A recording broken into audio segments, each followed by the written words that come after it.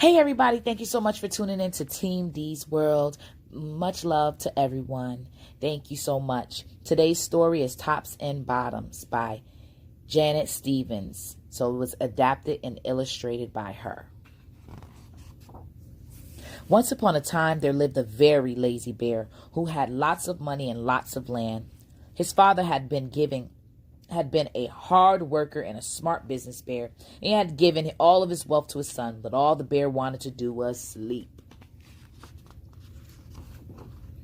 Not far down the road lived a hare.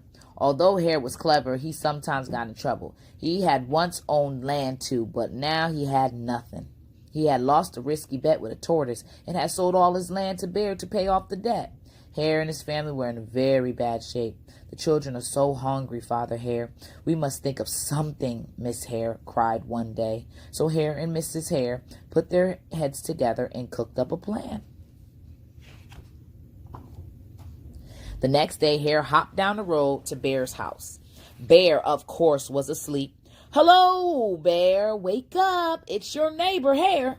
And I have an idea. Bear opened one eye and grunted. We can be business partners, Hare said. All we need is a field right here in the front of your house. I'll do the hard work of planting and harvesting, and we can split the profit right down the middle. You, yes, sir. Bear, we're in this together. I'll work you and you sleep. Huh? Said Bear. So what it would be, Bear, said Hare. The top or the bottom half? It's up to you. Tops or bottoms? Let's see, Bear said with a yawn. I'll take the top half, Hare. Right, tops. Hare smiled. It's a done deal then, Bear. So Bear went back to sleep and Hare and his family went to work. Hare planted, Miss Hare watered, and everyone weeded. Bear slept as the crops grew. When it was time for the harvest, Hare called out, Wake up, Bear. You get the tops, I gets the bottoms.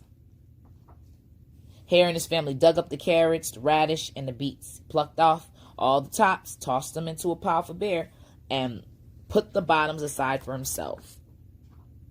Bear stared at the pile. But, Hare, all the best parts are in your half. You chose the tops, Bear, Hare said. Now, Hare, you've tricked me. You've planted this field again. You plant this field again in the season. I want the bottoms. Hare agreed. It's a done deal, Bear.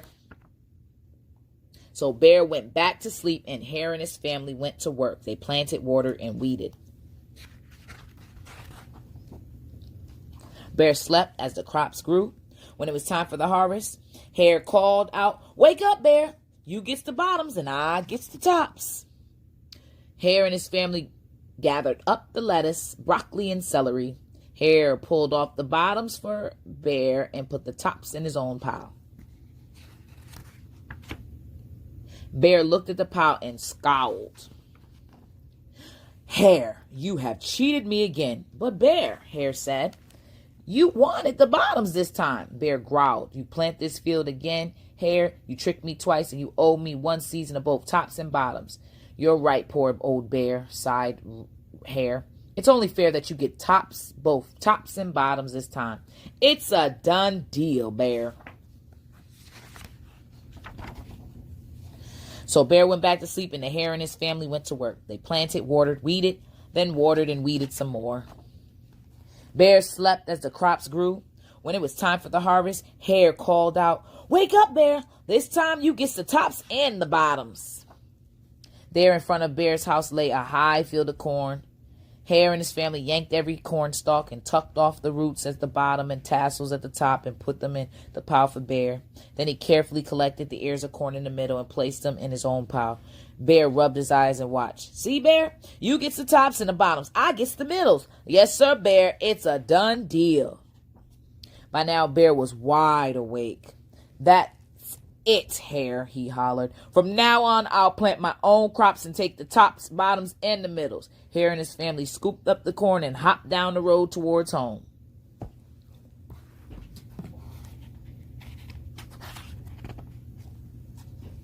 Bear never again slept through a season of planting and harvesting.